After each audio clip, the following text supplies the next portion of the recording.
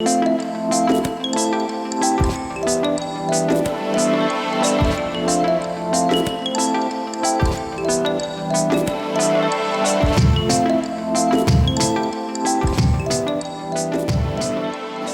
and welcome to Doing More. I'm Erica Cardenas. Across the country throughout May, communities are celebrating Asian American and Pacific Islander heritage, from the history and culture to the significant impact this influential community has made throughout American history. As of 2019, Asian Americans and Pacific Islanders make up more than 23 million of the population in the U.S. It's one of the fastest growing communities, filled with vibrant traditions, colorful languages, and amazing cuisines. The American story, as we know it, would be impossible without the strength, contributions, and legacies of the AAPI communities, which is deeply rooted in the history of the United States. As we honor Asian American and Pacific Islander heritage, we're here at the MeKong Plaza in the Asian District located in Mesa, Arizona. This district is made up of 70 Asian-themed restaurants, grocery stores, and retail businesses that pay homage to Asian American history and traditions.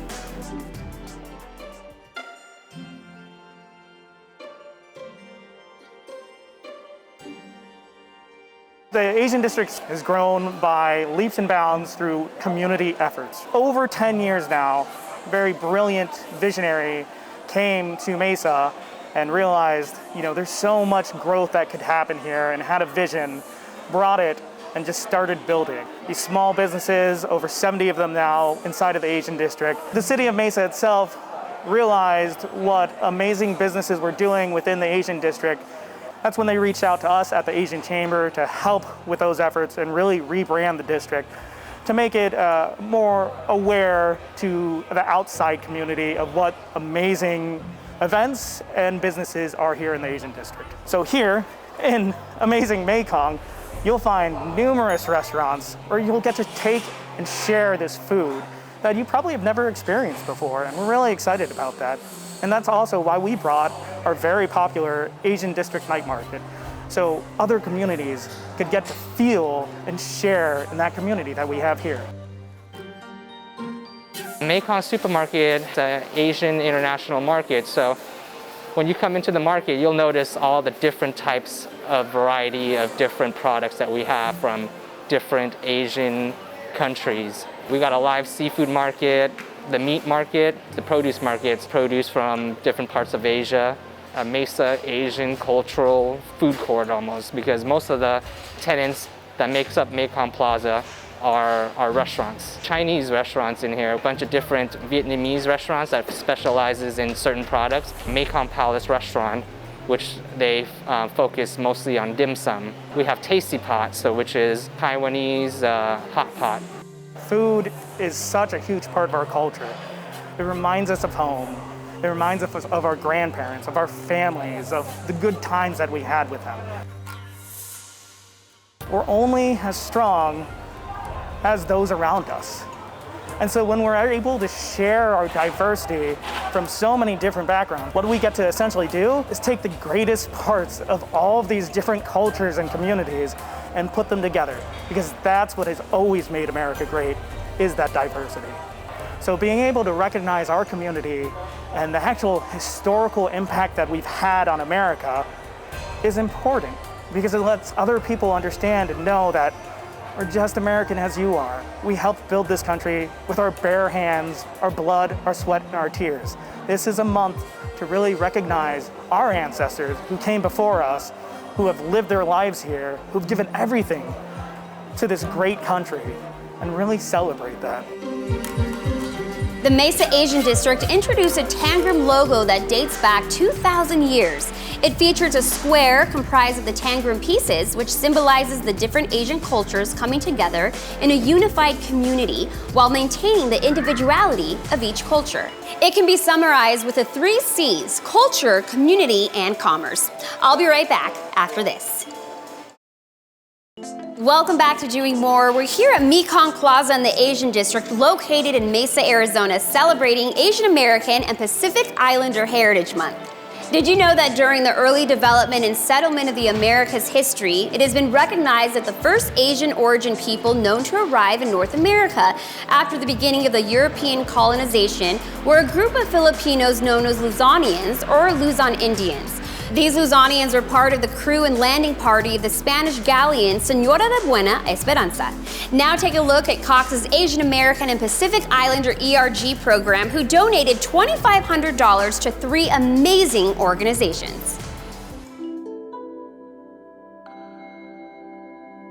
The Lotus ERG program actually is what stands for the Lotus Employee Resource Group. Now, about 6 years ago, Cox Communications started employee resource groups to provide an opportunity, an arena for our employees to come together to share and learn about everyone's cultures and your backgrounds. And again, it's part of our company's true belief that, diversity is a core value here at Cox Communications. Our goal is to sort of celebrate our members and then also give resources to both members and allies on things that we're facing or fun facts or something that really brings us together is food. So you'll find that we have various signature events as well that cover those categories. The Lotus flower was selected specifically because Lotus itself, the ERG, represents over 40 Asian and Pacific Islander countries. And when you think about the lotus, it's actually a flower that is very prominent in several cultures within the Asian community. And that's what made it the best symbol for this ERG. Our theme for Asian American and Pacific Islander Heritage Month is Breaking Barriers. And as we started looking back at the history of Asian Americans and Pacific Islanders, it was really standing out that individuals were having to break barriers, break the bamboo ceiling. As an Asian Pacific Islander, I'm so proud to share that just part of our foundation, part of our culture is really based around family, right?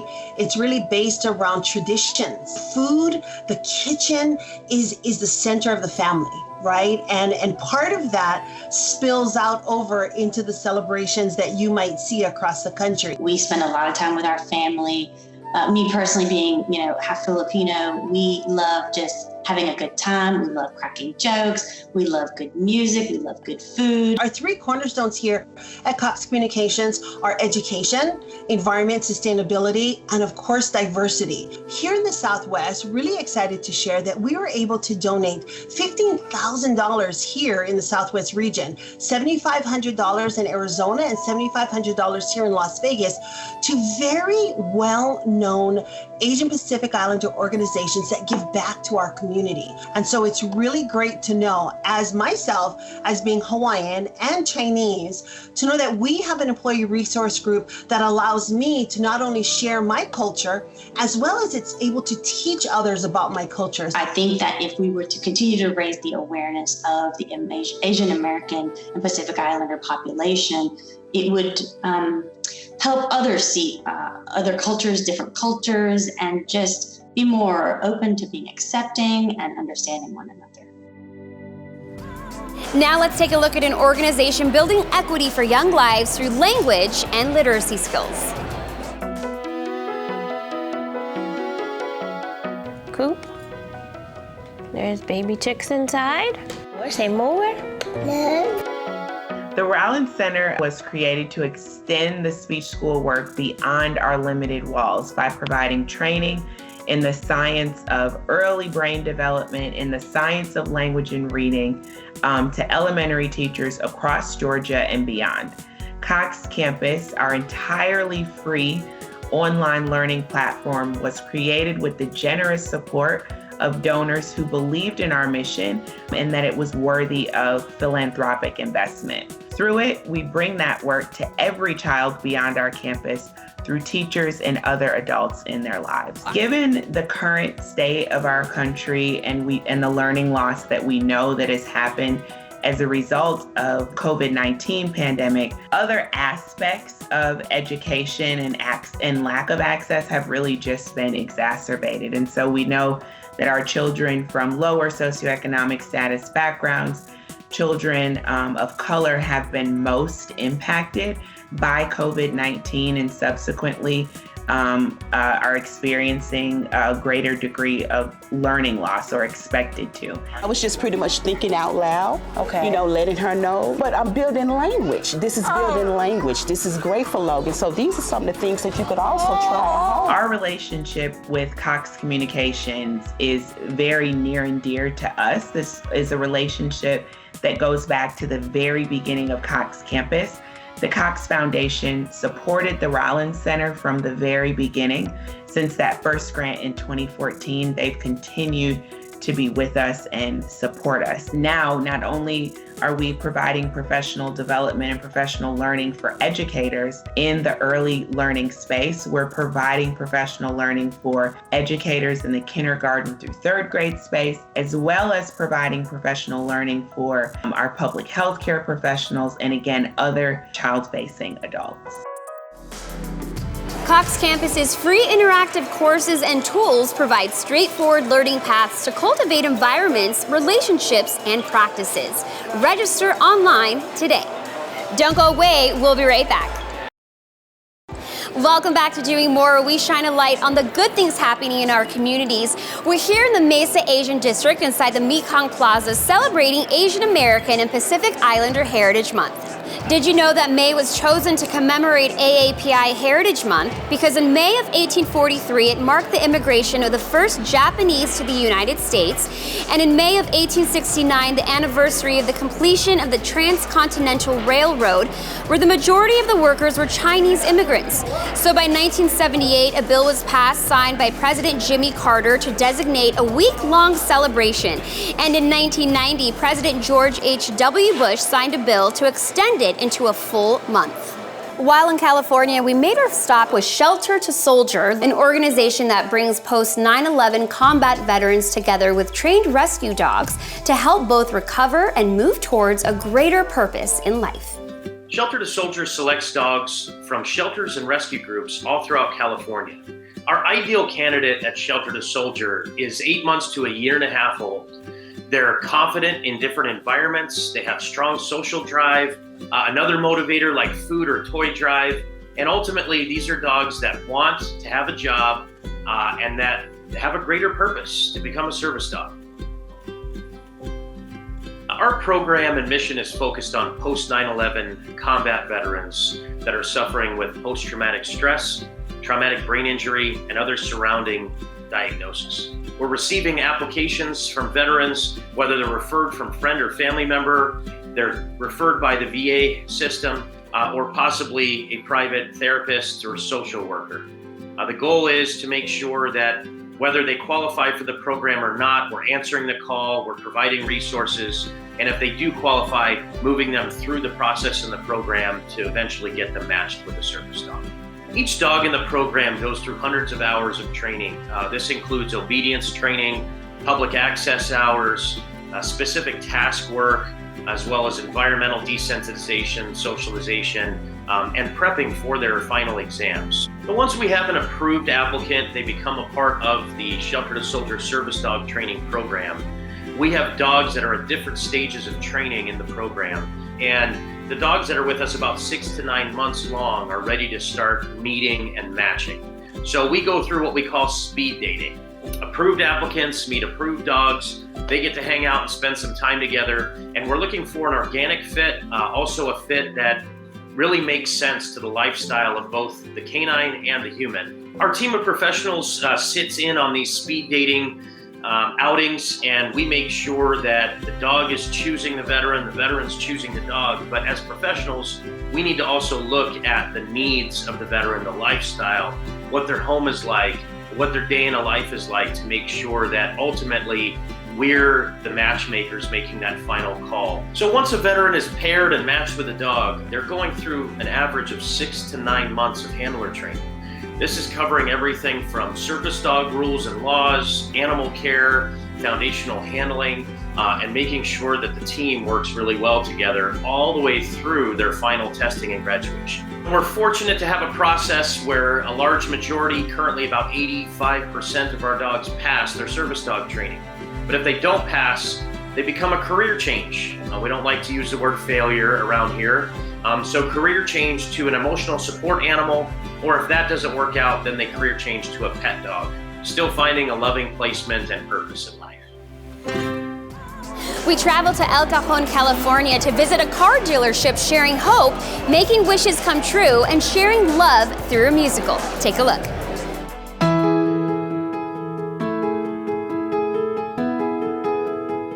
How do I help others versus what do I get?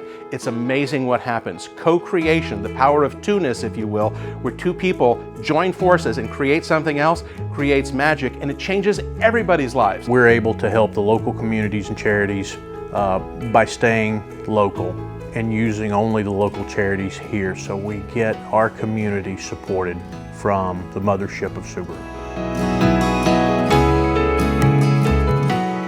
Make-A-Wish is so great, right? They're national, but they're also hyper-local. This year, through COVID, we were able to help a little girl out and got her a rather large scooter that she needed for mobility. We gave up our Christmas party as employees, and we actually adopted a wish of a young girl here in El Cajon, and we gave her a 3-wheel scooter so she didn't have to use her wheelchair all the time. It gives me goosebumps even thinking about it.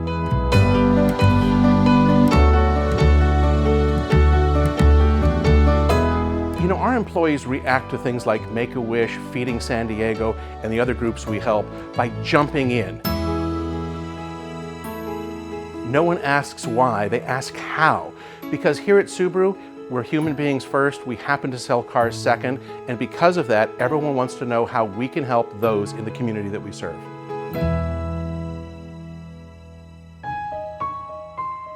Love promise moments are part of the mission of what we do here at Subaru El Cajon.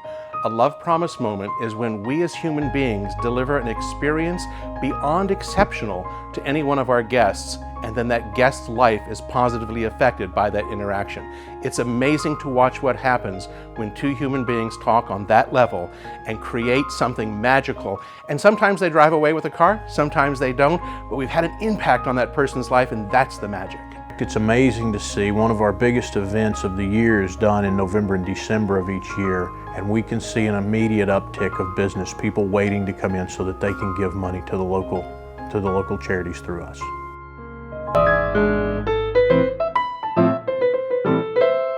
During 2000, COVID, all of the problems we all had, I could speak for hours on that. We saw a need in San Diego where every single theater, from the Old Globe to community theaters to high school theaters, everything was shut down. What we've engaged is a different community that's not normally attached to the car dealerships and asked them to get back to work. So we've hired about 35 different people, from a director to a screenwriter to actors to dancers to music writers, and we're creating a musical called Sharing the Love. It's going to be airing on Cox Cable coming in July. It's absolutely amazing, a car dealership making a musical. Who ever heard of a thing? Well, it's what we do here at Subaru of El Cajon. Subaru of El Cajon's core values are based on ethics, honesty, and integrity, committed to ensuring everyone's success. I'm going to enjoy these delicious dumplings now, courtesy of Happy Bows, but don't go away. We'll be right back. Welcome back to Doing More. I'm Erica Cardenas. We're here at Hong Kong Gifts in the MeKong Plaza in Mesa's Asian District, celebrating Asian American and Pacific Islander Heritage Month. And these are just some of the beautiful items you can purchase and take home with you. While in California, we made our final stop in San Diego to visit an organization providing nutritious food and resources to individuals and families. Take a look. Welcome to the Jacobs & Cushman San Diego Food Bank and our 90,000 square foot facility. Last year, we pushed through over 32 million pounds of food. 10.5 million pounds of that was fresh produce. And we feed 350,000 people every single month. How do we do it? Well, we are a supply chain at its very best. Our distribution model includes 214 bulk food distributions that we are doing each and every month. Plus, we have a core of 500 nonprofit agencies that we partner with. So any nonprofit you know that has a feeding program, more likely than not, they're getting the majority of their food from the San Diego or North County Food Bank. Who is the face of hunger? We estimate about 1 in 7 people in San Diego County, about 450,000 people are termed food insecure. Of that number, about 177,000 are children. So our service population, working poor, seniors on a fixed income, children living in poverty, and believe it or not, active duty military, their dependents, and veterans. All this population, all these people, they don't know where the next meal is coming from. The San Diego Food Bank is a completely local and independent nonprofit organization that depends on the kindness of others. None of our important work happens without the support of great donors who really partner with the San Diego Food Bank to make our programs and services possible. We also depend on a huge volunteer base. Our volunteers are an integral part of our supply chain. We have 20,000 registered volunteers, over 28,000 volunteer visits a year, and because of those volunteers, we're able to feed more than 350,000 people every single month. Many people ask, how can I help? You can volunteer for the San Diego Food Bank. Volunteers are the lifeblood of our organization. Just go to SanDiegoFoodBank.org, register to volunteer. No group is too small, no group is too large, but those volunteers are integral to our success in feeding the community. Another way you can help is by hosting a food drive. Each year we hold thousands of food drives and they raise millions of pounds of food for people in need. So just go online and register your group, your company, your organization. It's that easy. Another great way to support the San Diego Food Bank is through our virtual food drive, where you can literally buy food on our behalf. Just go on and register, and we can even customize a virtual food drive for your organization, your company, your employees, where you receive a special link just for you to help raise food and track your impact. Lastly, another great way to make an impact is to go online and make a financial contribution to the San Diego or North County Food Bank. We can actually take $1 and leverage that into 5 meals. And I don't know another nonprofit organization that can take a donor dollar that far. You can also make a gift in somebody's honor, and you and that individual receive a letter of thanks from the San Diego Food Bank. On behalf of the San Diego Food Bank, our staff, our volunteers, and the 350,000 people we serve every month, thank you for helping us fight hunger and feed hope in San Diego County. I want to thank the Asian Chamber of Commerce, Inc., the MeKong Plaza, and Mesa's Asian District for allowing us to visit today and pay homage to Asian and Pacific Islander culture, traditions, and history. As we pay tribute to the generations of Asian and Pacific Islanders who have enriched America's history, let's not forget the emboldened anti-Asian sentiment sweep that our nation felt during the pandemic, despite the fact that Asian Americans are overrepresented on the forefronts fighting COVID-19. This story, unfortunately, isn't new, but it's a reminder of the importance of learning about and celebrating the historical contributions of AAPI communities, both this month and all throughout the year. Let's celebrate the rich diversity, culture, and history for generations to come. Happy Asian American and Pacific Islander Heritage Month. I'm Erica Cardenas. Thanks so much for joining me.